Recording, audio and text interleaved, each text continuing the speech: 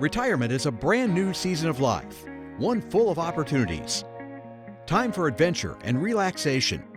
It's a chance to discover who you are, how you want to live, and how to find enjoyment and fulfillment in this next stage of life. Join retiree advisor Len Haidachok on a journey to understand what's possible in retirement and how to achieve your life goals, hopes, and dreams for this exciting new chapter. This is MaxAMAZING Your Retirement with Len Haidachok.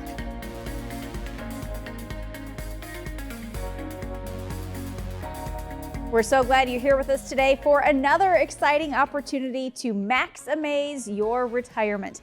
Now, Len Haidachok is a certified financial planner practitioner and certified life coach and a retiree advisor. He is the founder of Dedicated Financial Services, and on the show today, Len shares his unique perspective on preparing for retirement and strategies to help you grow your retirement savings. This will be a good show today, Len. Looking forward to it. Oh my. So what we want to do today, Len, is focus on getting some growth in our portfolio, but it's important that we do this the right way. We want to be smart about this. So what is the ideal investment strategy, or is there even one? Well, there is really no ideal strategy, Okay. But what I find very interesting is somehow folks I meet with think that I have some inside information, some inside scoop what's going on in the marketplace. Was that from a financial advisor? So like Len, you would know. Yeah. Where's your crystal ball? Absolutely. and you know, and I tell folks I do have a crystal ball. I really do. I just can't read it. Yeah. But you know, in all seriousness, what happens is that people get non-strategic with their money, and they start doing willy-nilly things. And they try and time the market. They try, you know, should I do this, let me go that, and you know, they go different directions, and it's really not a good approach. The most important thing is to find a good approach. It may not be the best approach every time, but consistently over time, it will be getting you the results you need.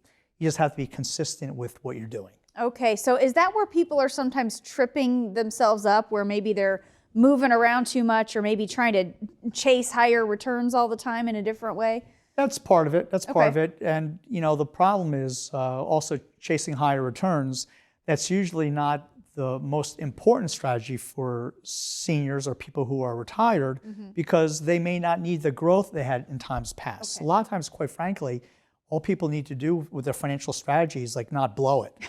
You know, they have enough income, they have enough assets. They just have to make sure they don't do anything foolish. Right. And sometimes it makes sense just to be a little more conservative and not take risks that are not necessary. Right, especially right as you are getting into retirement and in those early years of retirement. That's really not the time to be messing it up with your investment strategy. Yeah, and double especially when people want to get into the market after it's been pretty strong. Right. So then you're just chasing the returns, yes. Talk a little bit about some of the different product options out there for people who are getting close to retirement, some of the different options that they should be looking at. You know, it's really, really interesting. People always want the perfect investment. Right. They always want the best thing, the perfect thing. And I tell folks, there is no perfect investment. When you look at the perfect investment, if there were such a thing, it would give you safety, it would give you liquidity, and it would give you good returns. Okay. The problem is nothing gives you all three. Right. And let me just explain. If you look at something that gives you safety and liquidity, that would be a bank instrument or a CD. The problem is it doesn't give you much in the way of growth, right? It doesn't give you much results. If you want something that gives you the combination of liquidity and returns, that's stocks. The problem with stocks is that they're not as safe. That's safe, right? Right. And if you want something that gives you the combination of performance or results and safety, that's an annuity. The problem with annuity is that it's not as liquid, right? So every product has advantages and every product has disadvantages.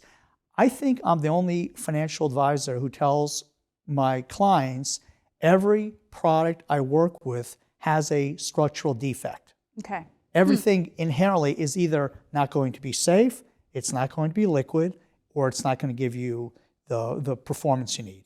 So safety, liquidity, or returns or performance will be missing in every product. Right, and that's why we need a combination of these different things. Now, Lynn, you mentioned annuities. Let's talk about that for just a moment. Why is there so much disagreement, or you hear a lot of negative comments sometimes about things like annuities? Talk a little bit about that. Well, you hear negative comments. You also hear positive comments in every scenario. And my belief, and I've been in this industry 30 years, is that is driven by people who are trying to sell an annuity or sell something other than an annuity. Okay. And when you look at our profession, there's really two industries. There's the securities profession and there's the insurance profession, and annuities fit under the insurance profession. Right. So people are licensed to sell one or the other.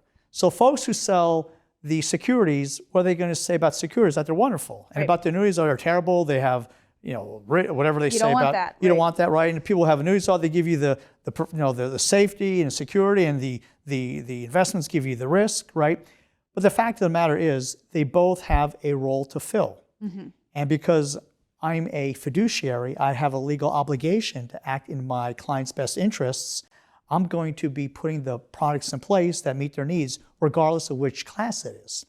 I also, because I'm a certified life coach, I have a fiduciary responsibility, the way I view it, to help make sure that where folks are in their lives, what they're trying to accomplish with their money in the first place, not even the investment strategy, what they even want their money to do for them, mm-hmm. is appropriate for who they are, who they want to be in their retirement. And Lynn, not only is there a wide variety in the world of financial products, when you look at just annuities, there's a lot of different options there as well. Give us a little bit of a breakdown on some of the options, or how would you briefly give us a little bit of a tutorial on annuities?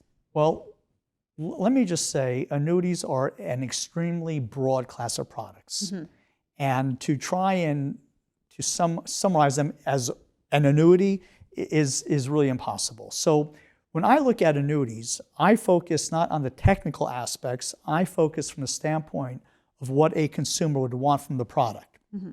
There's really two primary things a client would want, either growth or income. When we look at the income part, we're either going to have immediate income, and when we think of immediate income, think of it as a pension. Okay. You retire, you have a pension. That's an immediate income annuity. Or we may have a deferred income annuity where people may set something up and they'll say, when I'm 70, I want to get income for the rest of my life, or my life and my spouse's life. And those are good products for folks who don't want to take risk, have a long life expectancy. In the growth strategy, we have what we call fixed annuities or variable annuities. The fixed annuities are either fixed rate products, you get a certain percentage for a fixed number of years, or it's going to be a performance annuity, which is index annuity. Growth is tied to the market. When the market goes up, you get some of the growth, not all the growth. When the market goes down, you don't lose anything. The other class of products are variable annuities, which I'm not a fan of because they have typically high fees, have high risk, and given that combination, you're really better off with an index annuity or a fixed rate annuity. All right, so again, there's a lot to know here, and as you said earlier, when it comes to any financial product, it's important to know the pros, cons, and strings attached before we make any moves with our money. Absolutely, and they all have them. That's right, absolutely. Important insights there, Lynn. Thank you for that. Up next, we'll talk a little bit more about some smart ways to build your wealth before and in retirement, and a little later, we'll talk about how reducing taxes could be one of those strategies for you. First, here's how you can reach the team at Dedicated Financial Services. We'll be back. You have a club for every scenario. A driver for the long holes. Wedges to get you over the hazards. And a putter for when you need a touch of finesse. What about your retirement? Will you have enough to play the back nine? Call to set your 15-minute phone visit today, and let's find out. Get a second set of eyes on your retirement plan. Your first day of retirement. What will you wake up to? Freedom? Time? Adventure? Your ideal retirement doesn't just have to come alive in your dreams. Awaken to your new reality. Awaken your spirit, your vision. It's not a dream. It's your next chapter, your future, and it's in reach. Next generation retirement doesn't happen by accident. Plan for your bright future. Awaken to what's possible. Everybody needs a plan. If Carol's ever going to retire, she needs a plan. So does Bob, if he ever wants to catch a break. Jim and Susan, they need a plan to keep the beat going. And Puddles over there? Yeah, he's going to need a plan too. You? Yeah, you probably need a plan. Whoever you are, whatever you do, you can use a plan for retirement. We can help.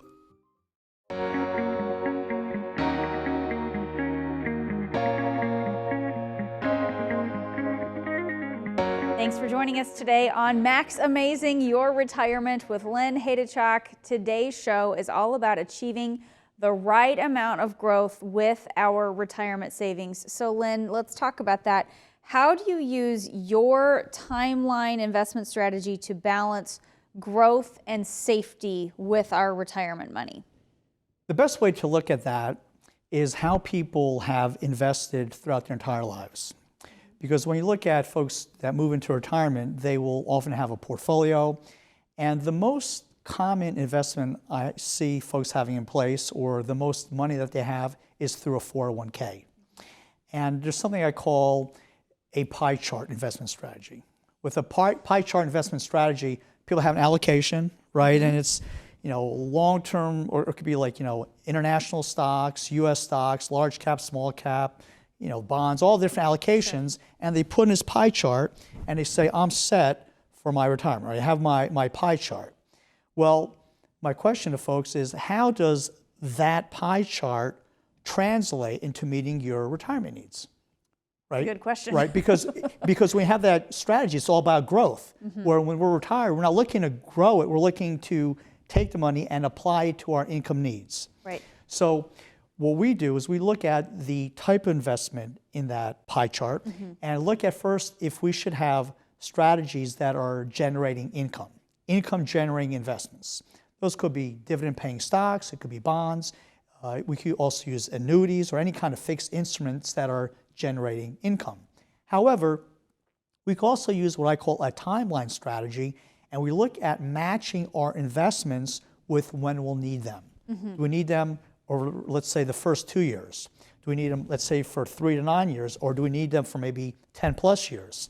And depending on when we need the money, we'll set it in that allocation, so in that time frame, we'll pull the money out when we need it. Right. And before we talk more about some of those strategies, because you mentioned having a pie chart, which we might often see on our account statements, that type of thing, you might look at that and say, well, hey, I look like I'm pretty invested, or I'm pretty diversified with my investments based on this pie chart. Is that always the case? Well, that's not necessarily the case. Yeah. What folks mistake is they mistake having different things as being well diversified. Right. The definition of diversified is actually technical in nature. It deals with the performance of different investments in different time frames. And so when you have a diversified portfolio, what happens is it's going to have different performances in that same market cycle. So case in point, 2022 was a very bad year for stocks and bonds. And people say, well, why is that? Because I thought that they were diversified. Well, when you have interest rate risk, when interest rates go up, stocks and bonds both lose money. So there's an example that they're diversified, but they're not diversified for interest rate risk. So we need to make sure that our investments are truly diversified for different types of risk. The most obvious way to increase performance is to reduce excessive liquidity. Okay. I often will meet with folks who have a lot more money they need liquid than they need to. And what's happening is the money is just sitting there idly in case they may need it, and the likelihood of them needing it is almost zero. So there's a couple things we do. One is we tell folks, if you qualify for a home equity line of credit, you might want to get a line of credit so that if you need money, you can go and borrow it and pay a low interest and then pay it off when it's convenient for you to do that, instead of having a bunch of money sitting there in case you need it, and you probably won't.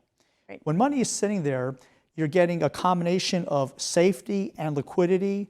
And we know when it's safe and liquid, it doesn't give us good growth, right? It can't, right? Because you can't have all three. Right. So when we have excessive money, we'll do one of two things. We'll either put it into the stock market and take our excessive liquidity that's safe and put into the stock market and maybe get some better growth.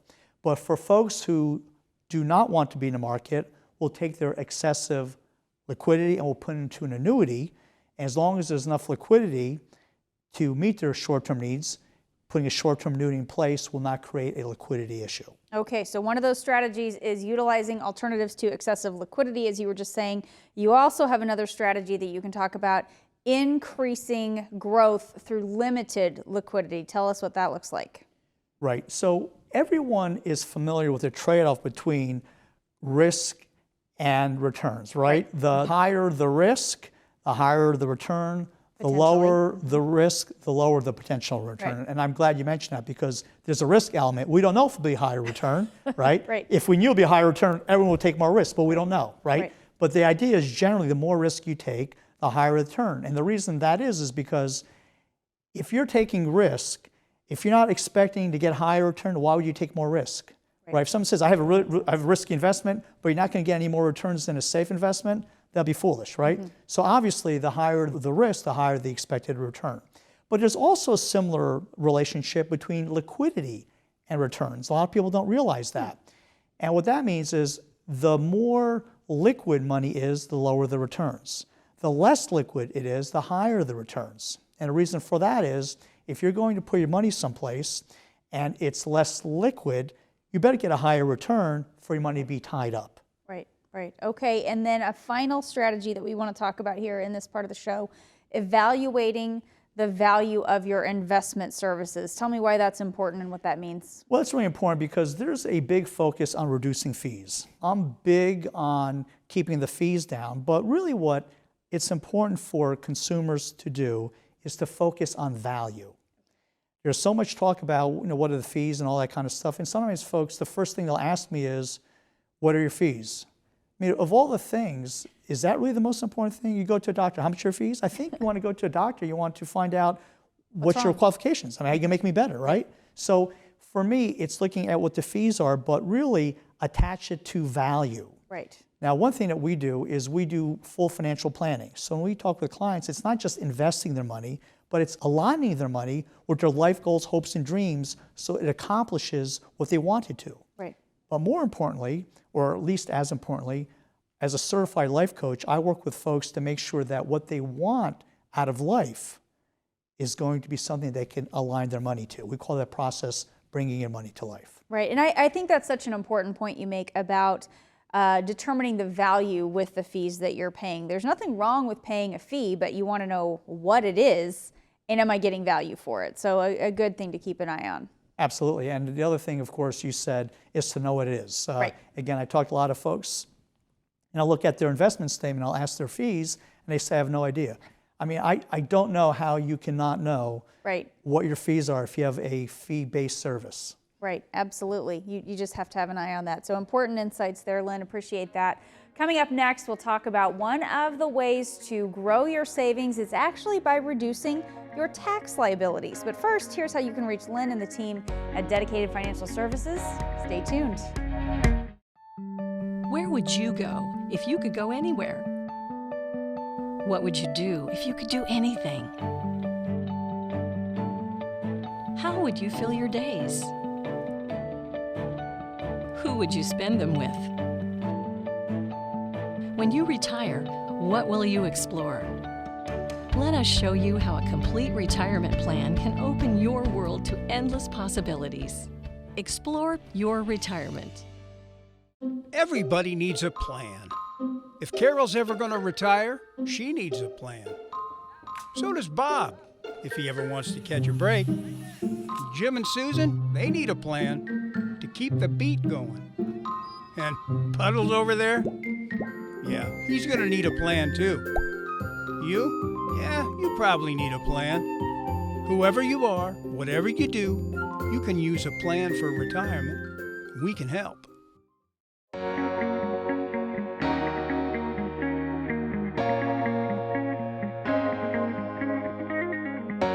Thanks for joining us today on Max Amazing Your Retirement with Lynn Haydachok. Lynn is sharing his insights on how to optimize financial strategies for your retirement. What we want to talk about in this part of the show, different ways to reduce our taxes in order to maximize our retirement savings. Lynn, let's talk about what is the relationship between growth and the taxes that we pay. Well, I think most folks would see it's a pretty obvious correlation, right? The higher the taxes, the lower the net of tax growth is, right? So any dollar we can save in taxes, it's a dollar extra return. Right. Okay, so let's talk about some specific strategies, Lynn, for reducing our taxes. What are some ideas that you have there? Well, the first one is to reduce taxes on non-qualified accounts. Okay. And one of the things that I do talk about is when we have tax-deferred strategies, savings bonds are one, annuities are another. The problem with these instruments is that over time, you start with this much money, as interest is earned, it's accumulated without taxes being paid on it. Okay. So we can have a potentially large accumulation of interest, which will create a tax liability. A lot of people talk about these instruments being preferred because they're tax deferred. What we're often doing is deferring to a large tax liability in the future, and that becomes a problem because if you want to get to the principal, you have to take out all the interest, and if it's a large sum of interest, it might jump into a higher tax bracket. Right, and it's important to keep an eye on what's going on with the taxes in some of those qualified accounts because we might look at what's in our 401k and say, well, great, that's what I have to spend in retirement, but with those tax liabilities, we don't want to forget about that. It can take a chunk. That's the same thing as I mentioned with the non-qualified, the non-IRA money, but with the IRA, it's all taxable, right? And so why do people put money into an IRA or 401k? Well, they may put into a 401k because an employer may match it. They put their money into a tax-qualified account. It qualifies for a future tax payment because you defer the taxes when you take the money out. And people do that because they say, okay, I'm going to pay taxes in the future when I'm retired and I have less income. But the issue really is they're deferring it to when they're in a lower tax bracket. Okay. All this deferral is a tax bracket discussion, not an income discussion. And because we all expect income taxes to go up in the future, or tax brackets to increase in the future, what a lot of folks are doing is by deferring or continuing to defer their IRAs, their 401ks, to have distributions to be taxed in the future, they may be unwittingly deferring their taxes to a higher tax bracket, which is to their disadvantage. Right. So when we do our MaxAMAZIng Your Retirement strategy, we look at what we need for income and when, and do the appropriate tax planning. So even if people don't need the income, we'll pull it out of that tax liability and set up a growth strategy for that part of their portfolio. And when we're talking about some of these strategies for reducing your taxes, Lynn, another area we want to look at is reducing taxes on Social Security benefits. This is one that might take people by surprise who might think there's no taxes on our Social Security benefits. Right, it's one of those things where you're working your whole life, you're putting money into Social Security, and then finally you retire, you get your money that was taxed returned to you, then you're getting taxed on what was returned. It's kind of like a double tax, right? Right. And what people don't realize is the amount of taxes that you pay on Social Security, first of all, can be as high as 85% of your Social Security income being taxed at your tax bracket. And the amount of tax is going to be determined by your total income.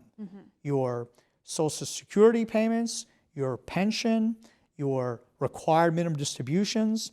And when we have our full retirement income, I call that your retirement income base, when you get your Social Security, when you're taking your pension, where you're taking your required distributions based on the age you have to start taking it out. Right.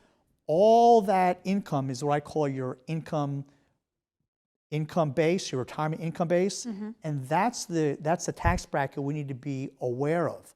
What is going to be our tax bracket when we start getting all those incomes? So that's what we need to be thinking about, to looking at how we reduce it compared to that period of time based on our income then and what our tax bracket will be at that time. And another strategy, Lynn, that we might look at would be taking advantage of our status, married filing jointly tax status. Talk a little bit about that. So what folks often don't realize is by filing jointly, we can have a lot more income and be in the same tax bracket as a single person would be. And it's a 2-to-1 ratio. So as someone who's single who earns this much income, a married person can have twice as much income and be in the same tax bracket. The reason that's important is because when you have a couple, when one individual passes, their income might go down. We would expect it to go down, but probably not by half. Right. So the point is, when one spouse passes, the surviving spouse might be in a higher tax bracket. So what we want to do what we call Roth conversions, or somehow reduce the liability of our IRA accounts. And this is particularly important when you have couples, because when we have couples and one spouse passes, we're still going to have the same amount of IRA or 401k money, still going to have a required distribution, but that distribution will be taxed at an individual basis. So we often will do is Roth conversions to take the IRA, convert it to a Roth, pay the taxes on it, and never pay taxes on it again. Another strategy, real quickly, Lynn, would be matching investments with the account tax type, the different tax profiles. Talk about that one. Exactly right. So when we look at the two tax profiles, there's actually 3 tax profiles. There's a Roth IRA that's not taxed at all. But the 2 we want to focus on is IRA and what we call the non-qualified accounts. That's after-tax money. When we have IRA accounts, all the distribution from IRA accounts is taxed as ordinary income. That's the higher of the 2 tax brackets. We also have capital gains, which is a lower tax bracket. However, the only way we can get a capital gain is if it's an appreciated asset in a non-IRA account. So we want to, as much as possible, put the stocks in the non-IRA accounts to take advantage of the capital gains tax, which is a lower bracket than the ordinary income tax bracket. All right, and then finally, real quickly, we want to be strategic about our charitable contributions when it comes to taxes. That's right. We want to be looking at doing what we call qualified charitable distributions. If we're going to make a charitable contribution, we want the money to go directly from our IRA to the charity, so we never take possession from it and never are charged taxable income for doing so. All right, a lot of strategies to be mindful of. Thanks so much for your insights today, Lynn. And thank you for watching the show today. Here's how you can reach Lynn and the team at Dedicated Financial Services. For Lynn Haydachok, I am Jen Rezac, wishing you a great day and a max amazing retirement, and we'll see you next time.